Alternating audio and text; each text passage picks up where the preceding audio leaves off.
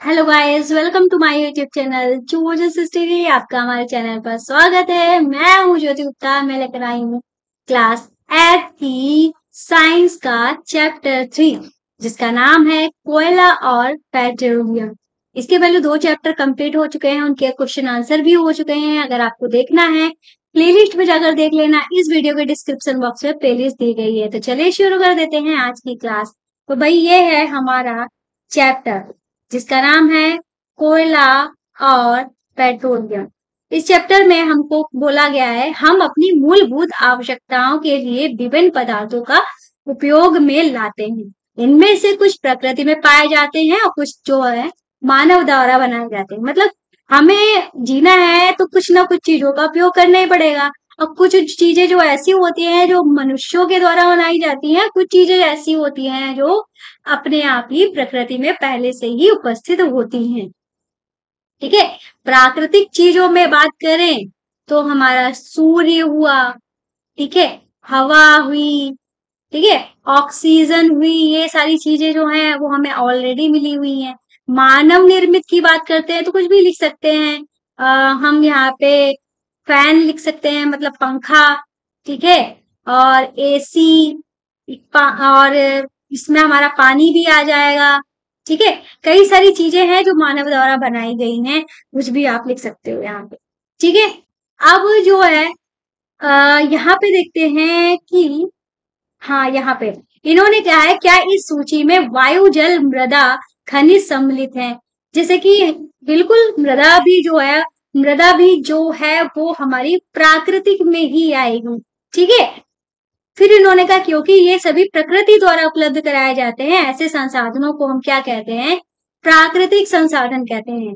ठीक है, ये जो प्रकृति द्वारा जो उपलब्ध होते हैं उनको हम क्या कहते हैं, प्राकृतिक संसाधन कहते हैं। फिर आगे चलते हैं, ये कह रहे हैं क्या वायु, जल, मृदा मानवीय क्रियाकलापों द्वारा समाप्त हो सकते हैं। तो जल जो है, वायु और मृदा मानवीय क्रियाकलापों द्वारा समाप्त हो सकते हैं। तो भाई इसका आंसर अगर बहुत ही दूरगामी देखा जाए, दूरगामी का मतलब समझ रहे हो ना, लेकिन अगर ये चीजें खत्म हो गई ना तो इंसान भी नहीं रहेगा। ठीक है, इंसान का भी अस्तित्व जो है वो खत्म हो जाएगा। हाँ, अगर हम बहुत ही ज्यादा कहते हैं ना जल बचाओ जल बचाओ जल बचाओ, राजस्थान जैसे बड़े बड़े इलाकों में क्या है, जल की कमी है। ठीक है, वहां लोग किलोमीटर, कईयों किलोमीटर पैदल चलकर जल भरने जाते हैं, अपने घड़े में, मटके में, जैसे भी वो अपना लेकर जाते हैं, तब जाके उनको जल मिलता है। हमारे घर में जल मिलता है तो हम लोग फैलाते हैं। इसीलिए बोला जाता है कि जल बचाओ जल बचाओ जल बचाओ। अगर इनका अस्तित्व नहीं है तो हमारा भी अस्तित्व समाप्त हो जाएगा। सीधी सी बात ये है। ये बोले जल के बारे में आप 7th में पढ़ चुके हो, 7th क्लास में पढ़ चुके हो। क्या जल एक असीमित संसाधन है? तो भाई इसका आंसर जो है आपको बताना पड़ेगा। क्या जल जो है असीमित संसाधन है? असीमित का मतलब भरपूर मात्रा में है, चाहे जितना यूज करो खर्च ही नहीं होगा। ठीक है, इसका आंसर आपको कमेंट बॉक्स में देना होगा। फिर ये बोले प्रकृति में विभिन्न संसाधनों की उपलब्धता की दृष्टि से प्राकृतिक संसाधनों का व्यापक रूप से 2 वर्गों में बांटा गया है। मतलब प्राकृतिक संसाधन जो है हमारे, इनको 2 वर्गों में बांटा गया है। कैसे? एक हमारा है अक्षय प्राकृतिक संसाधन, दूसरा समाप्त होने वाले प्राकृतिक संसाधन। अब आपको आंसर जो है ऊपर वाले क्वेश्चन का आंसर आसानी से मिल जाएगा। अब अक्षय प्राकृतिक संसाधन क्या है? तो यहाँ पे लिखा है ये संसाधन प्रकृति में असीमित मात्रा में उपस्थित है। ठीक है, असीमित मात्रा में उपस्थित है और मानवीय क्रियाकलापों से समाप्त नहीं होते, जैसे सूर्य का प्रकाश और वायु। ठीक है, अब आपको ऊपर वाले क्वेश्चनों का आंसर आसानी से मिल गया हो। ठीक है, तो ये जो है सूर्य का प्रकाश और वायु चाहे जितना यूज करो कभी खत्म ही नहीं होंगे, असीमित मात्रा में है। फिर दूसरा है समाप्त होने वाले प्राकृतिक संसाधन। प्रकृति में इन स्रोतों की मात्रा जो है कैसी है, सीमित है।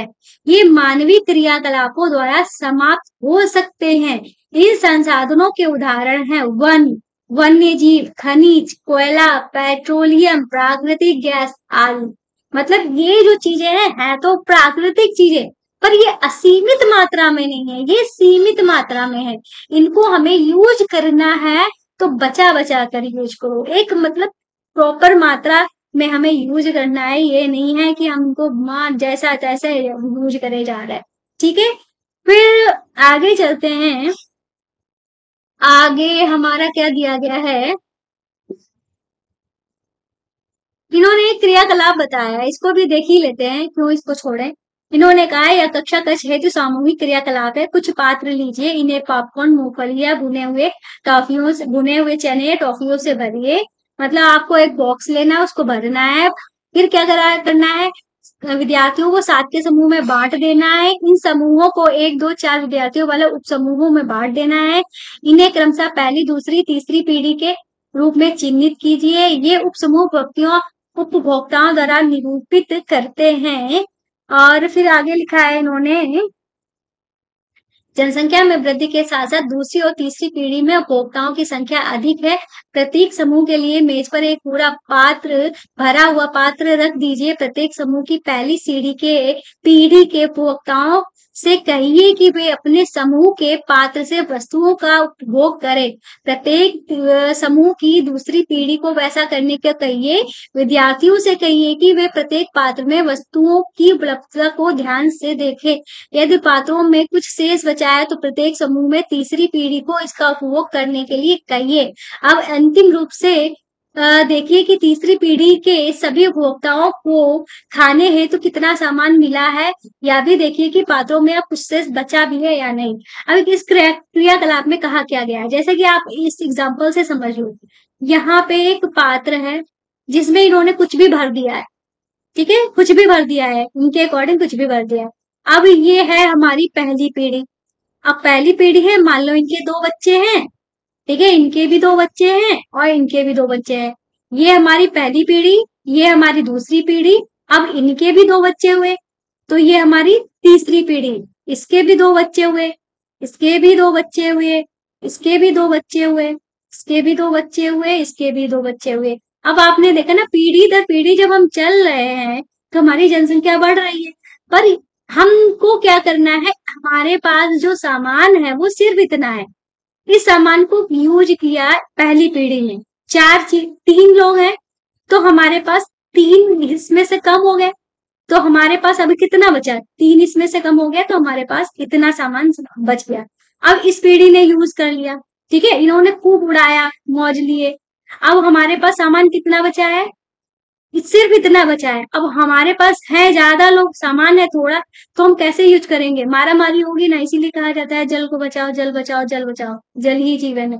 मतलब इस अगर पहली और दूसरी पीढ़ी ने इस सामान को अच्छे से यूज किया होता, अच्छे से का मतलब है बचा बचा कर यूज किया होता, ये सोच कर यूज किया होता कि हम हमसे आने वाली पीढ़ी उसके लिए हमको बचा कर रखना है, तो ये सामान इस तीसरी पीढ़ी को भी मिल जाता। इन लोगों ने तो खूब मौज काटी उस सामान के साथ, जितना चाहे उतना यूज किया। अब लास्ट वाली जो पीढ़ी थी उसके लिए कुछ बचा ही नहीं। तो इसीलिए ये एग्जाम्पल बताया गया है यहाँ पे कि जो भी चीज है उसे हमें सोच समझकर यूज करनी चाहिए। आगे चलते हैं। मान लीजिए कि पात्रों के खाद्य पदार्थ कोयले, पेट्रोलियम, प्राकृतिक गैस जैसे समाप्त होने वाले प्राकृतिक संसाधनों को प्रदर्शित करते हैं। प्रत्येक का उपभोग प्रतिरूप भिन्न हो सकता है। क्या किसी समूह की पहली सीढ़ी बहुत अधिक लालची है? तो बिल्कुल है। अगर हम कोई चीज सही से यूज नहीं करेंगे, अंधाधुंधी उसका यूज करेंगे, तो वो यही कहा जाएगा कि उसने लालची है, उसने मन माना यूज किया। ठीक है, फिर हो सकता है कुछ समूहों में पहली पीढ़ी आने वाली पीढ़ियों के लिए प्राकृतिक संसाधनों की उपलब्धता के विषय में चिंतित हो। ठीक है, ये भी हो सकता है कुछ लोग ऐसे हो जो मतलब बिना सोचे समझे यूज कर रहे हैं, पर कुछ लोग ऐसे हैं जिन्हें आने वाली पीढ़ियों की चिंता है। ठीक है, दोनों तरीके के इंसान होते हैं, अच्छे भी होते हैं, बुरे भी होते हैं। यही बात यहाँ पे बोली गई है। फिर लिखा है इस अध्याय में हम कोयले, पेट्रोलियम और प्राकृतिक गैसों जैसे कुछ समाप्त होने वाले प्राकृतिक संसाधनों के विषय में अध्ययन करेंगे। इसका निर्माण सजीव प्राणियों के मृत अवशेषों से होता है, अतः इन्हें जीवाश्मी ईंधन कहते हैं। क्या कहते हैं? जीवाश्मी ईंधन कहते हैं। मतलब ये सारी जो कोयला, पेट्रोलियम, ये सारी जो चीजें होती हैं, ये जीवाश्मी ईंधन कहलाते हैं, ठीक है, क्योंकि इनका ये जीवाश्म से अपघटित होकर ही प्राप्त हुए हैं, इसलिए इनको जीवाश्मी ईंधन कहते हैं। पहला है हमारा कोयला। आपने कोयला देखा होगा या इसके बारे में सुना होगा।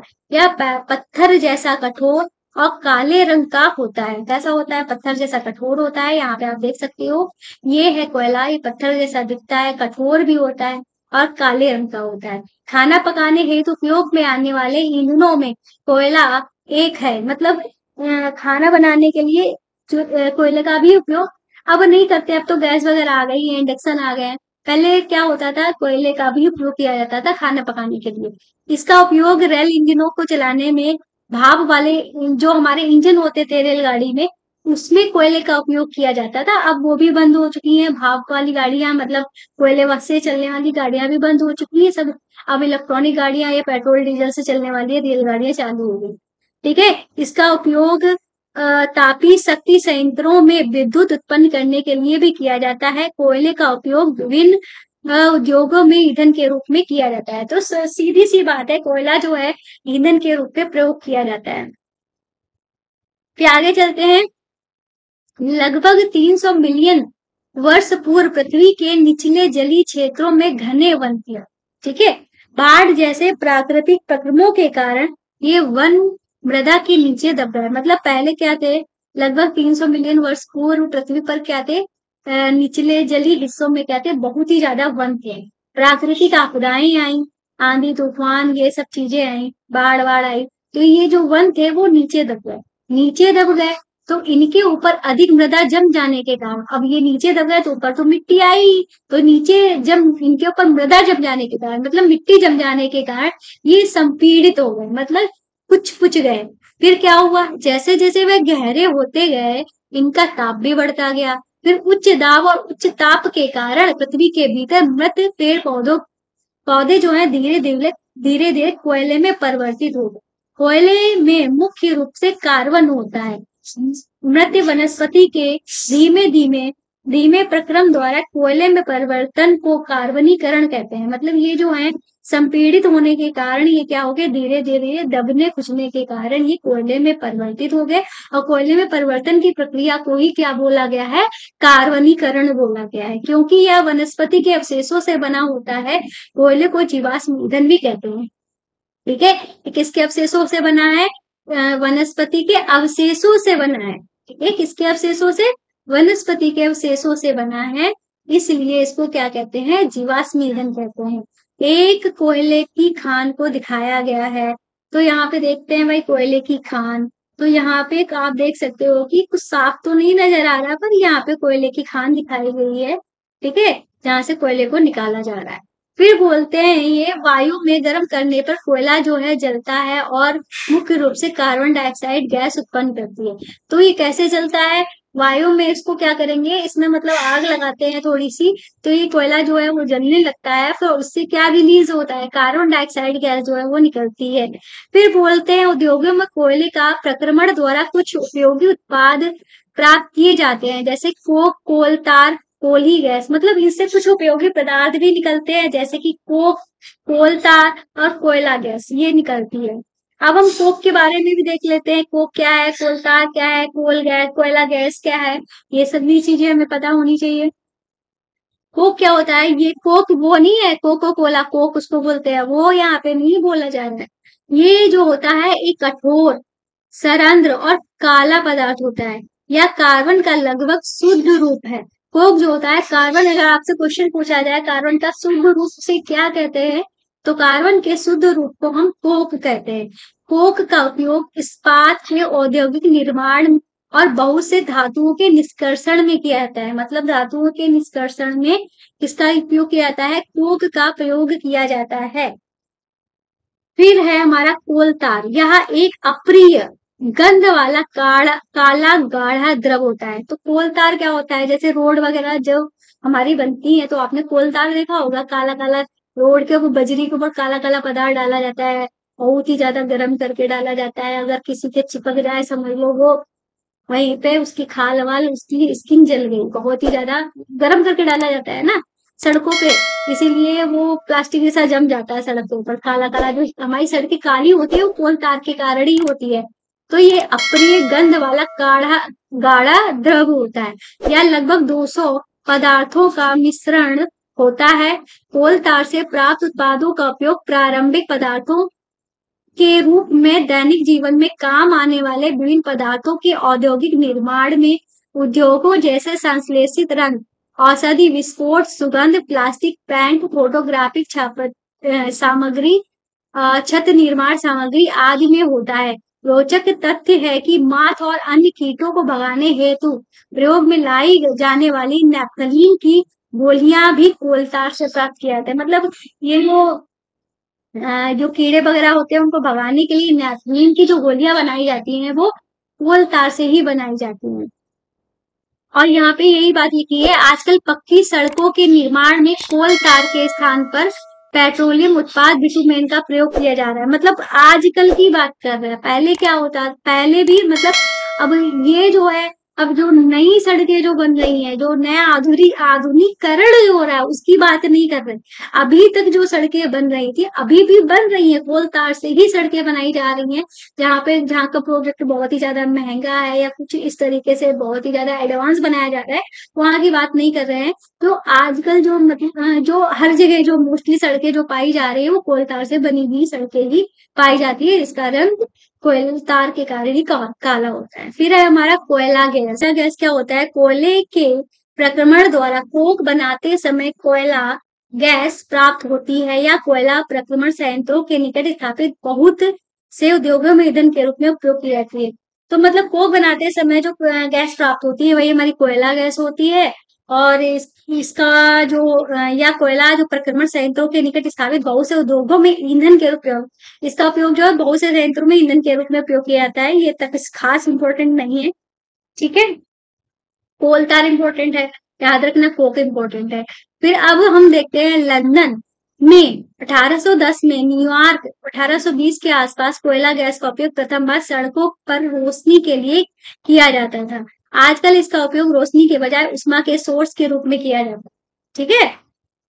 फिर आगे चलते हैं, पेट्रोलियम पढ़ते हैं। पेट्रोलियम आखिर क्या है, पेट्रोलियम आप जानते हैं ईंधन के रूप में पेट्रोल का उपयोग हल्के स्वचालित वाहनों जैसे मोटरसाइकिलों, स्कूटरों, कारों में होता है। भारी मोटर वाहनों जैसे ट्रैक्टरों को चलाने के लिए डीजल का उपयोग किया जाता है। तो ये चीज वैसे याद करने वाली नहीं है पर आपको पता होने चाहिए, जो हल्के वाहन जो होते हैं, ठीक है, मोटरसाइकिल, स्कूटर, स्कूटी और कार हुई, इनको चलाने के लिए हम किसका यूज करते हैं, पेट्रोल का यूज करते हैं। और जो हमारे भारी वाहन होते हैं जैसे ट्रक हुआ, बस हुआ, इन सब में क्या करते हैं, हम डीजल का उपयोग करते हैं। ये ईंधन प्राकृतिक स्रोत से प्राप्त होते हैं, पर ये कैसे है, सीमित प्राकृतिक संसाधन, जिन्हें हम क्या कहते हैं, पेट्रोलियम कहते हैं।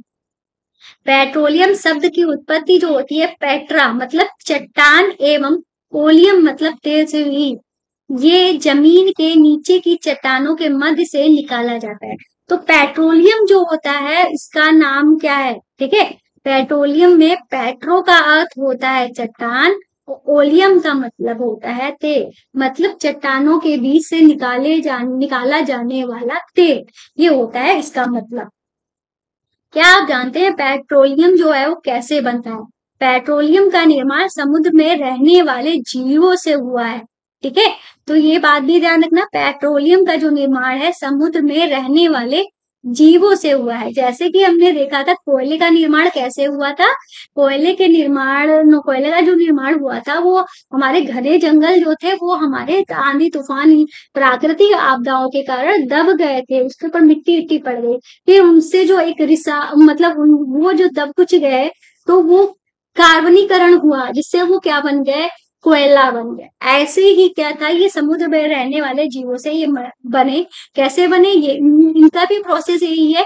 जब ये मृत हुए, मतलब जब यही आपदाएं आए, जब ये मृत हुए तो इनके शरीर समुद्र के पेंदे में जाकर जम गए, फिर रेत और मिट्टी की तहों से ये ढक गए। सेम वही प्रोसेस है, लाखों वर्षों में वायु की अनुपस्थिति और उच्च ताप और दाब के कारण मृत जीवों को पेट्रोलियम और प्राकृतिक गैस के रूप में परिवर्तित हो गया। तो ये किस में परिवर्तित हो गए, ठीक है। तो ये जो परिवर्तित हो गए हैं ये प्राकृतिक गैस के रूप में, पेट्रोलियम के रूप में परिवर्तित हो गए। ठीक है। फिर आगे इन्होंने कहा है, देखिए 3.4 देखिए, जो पेट्रोलियम प्राकृतिक गैस के भंडारों को दर्शाता है। आप देख सकते हैं पेट्रोलियम तेल और गैस की परत जल की परत के ऊपर है। ठीक है, ऐसा क्यों है याद करिए, तेल और गैस जल से हल्के होते हैं, ये मिश्रित नहीं होते हैं।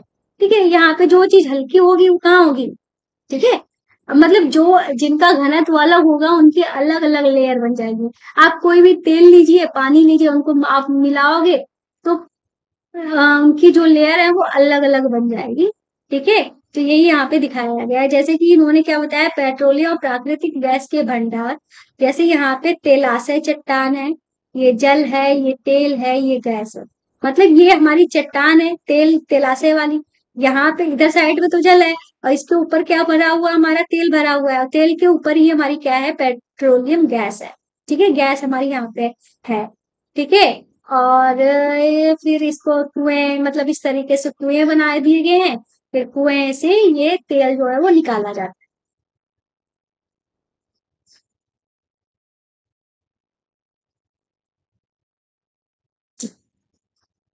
फिर इन्होंने लिखा है, विश्व का पहला तेल कुआं पेंसिल्वेनिया अमेरिका में 1859 में प्रवेदित ड्रिल किया गया, मतलब प्रवेदित मतलब ड्रिल किया गया था। 8 वर्ष बाद 1867 में असम के माकुम नामक स्थान पर तेल का पता चला। भारत में तेल असम, गुजरात, बॉम्बे हाई और गोदावरी कृष्णा नदियों की बेसिन में पाया जाता है। तो ये बहुत ही ज्यादा इम्पोर्टेंट है, याद रखना, इसको हम एक बार फिर पढ़ेंगे। ठीक है, विश्व का पहला तेल कुआं कहाँ है, पेंसिल्वेनिया। ठीक है, विश्व का पहला कुआं कहाँ है, पेंसिल्वेनिया अमेरिका में है।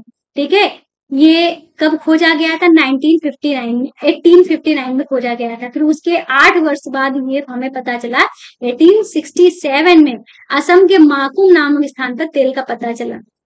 भारत में तेल कहाँ कहाँ से निकाला जाता है, असम से, गुजरात से, बॉम्बे हाई से, असम से, गुजरात से, बॉम्बे हाई से और गोदावरी कृष्णा नदियों के बेसिन से निकाला जाता है।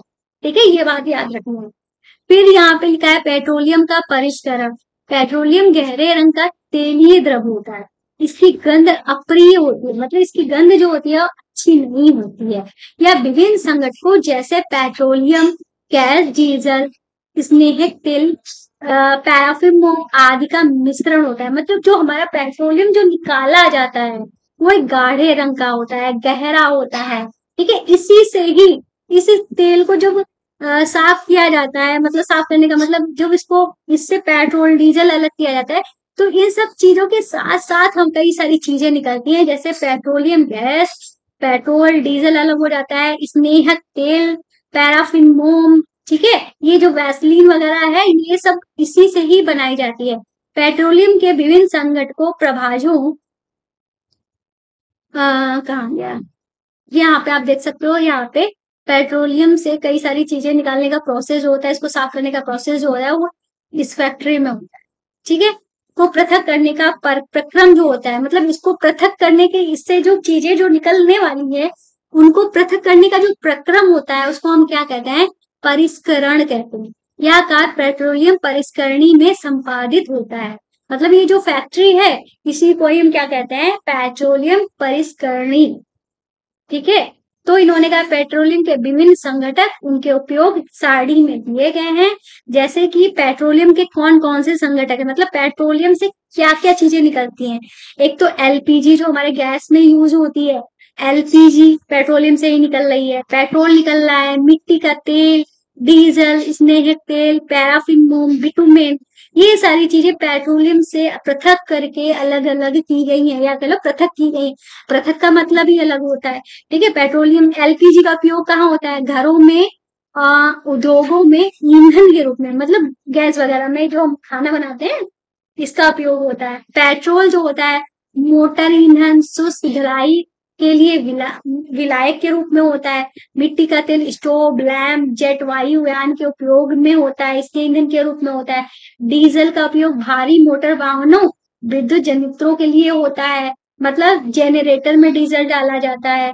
ठीक है। फिर स्नेहक तेल स्नेहन में होता है। पैराफिन मोम से क्या होता है, मरहम बनाया जाता है, मोमबत्ती बनाई जाती है, वैसलीन बनाई जाती है। ये जो पैराफिन मोम प्राप्त होता है, इनसे भी ये सारी चीजें बनाई जाती है।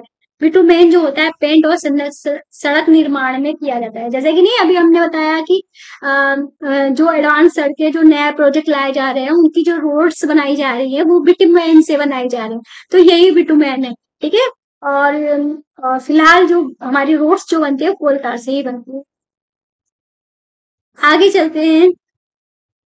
यहाँ पे लिखा है पेट्रोलियम और प्राकृतिक गैस से अनेक उपयोगी पदार्थ प्राप्त किए जाते हैं।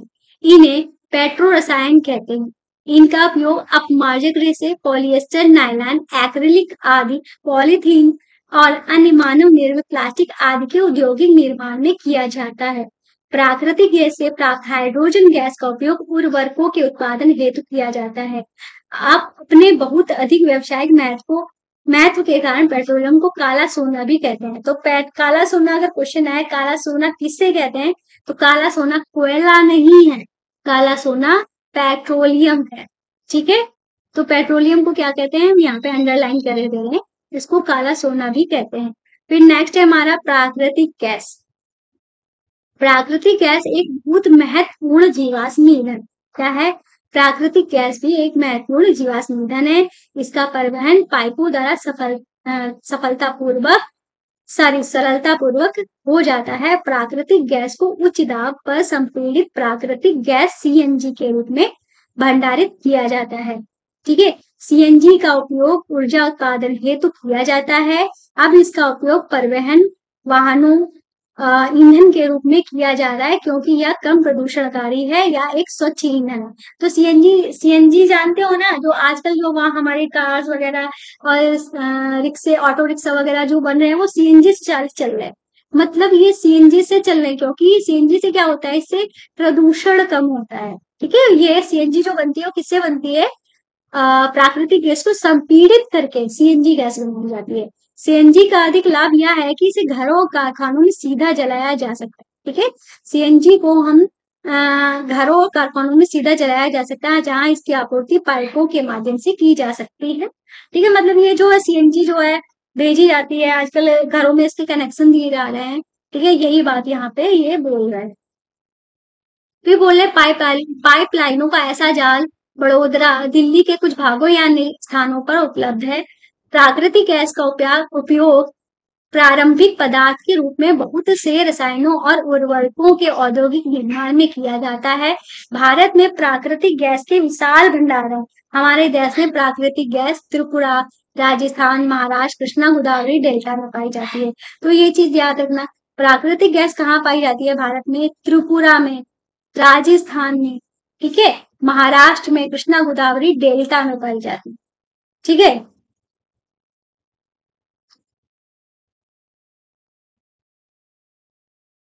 आगे चलते हैं। इन्होंने बोला है कुछ प्राकृतिक संसाधन सीमित हैं।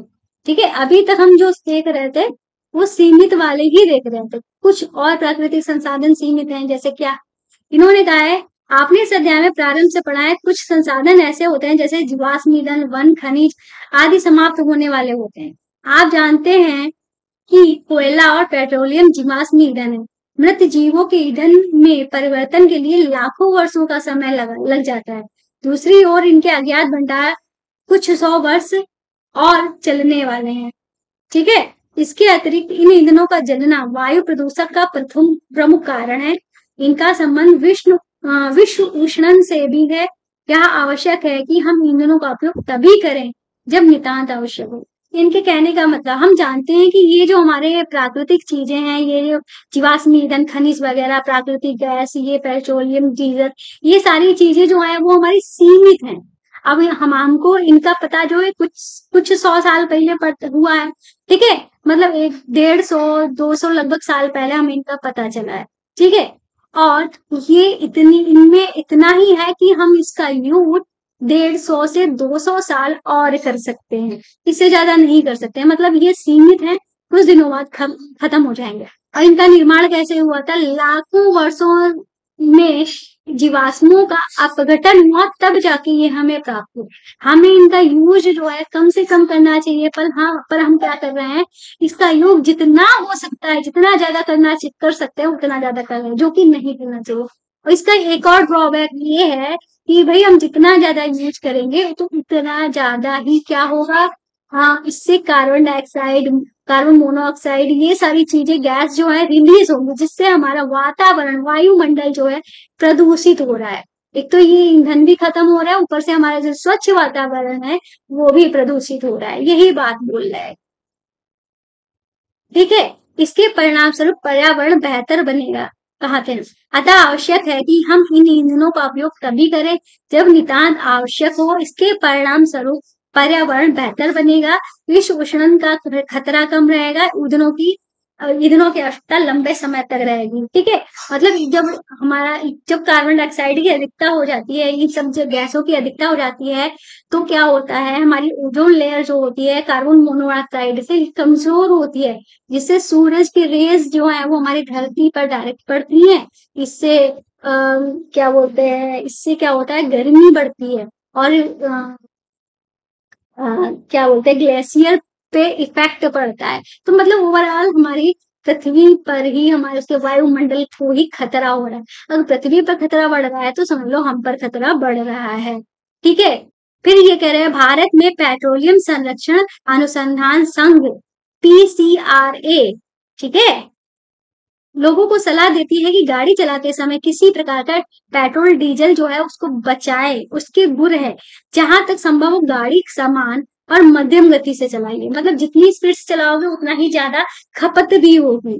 तो हमें कैसे चलाना चाहिए, एक समान स्पीड से चलाओ या मध्यम गति में चलाओ। यातायात लाइटों पर अथवा यहाँ आपको प्रतीक्षा करनी है, गाड़ी का इंजन बंद कर दे। जैसे कि ट्रैफिक लाइट जब आ जाती है, हमें रुकना पड़ता है, तो क्या करते हैं लोग, अपना इंजन नहीं ऑन रखना है, हमें क्या कर देना है, हमें वहां पे अपने इंजन को बंद कर देना है, जिससे हमारा पेट्रोल डीजल जो है वो कम खर्च हो। ठीक है, टायरों पर दाब सही रखिए।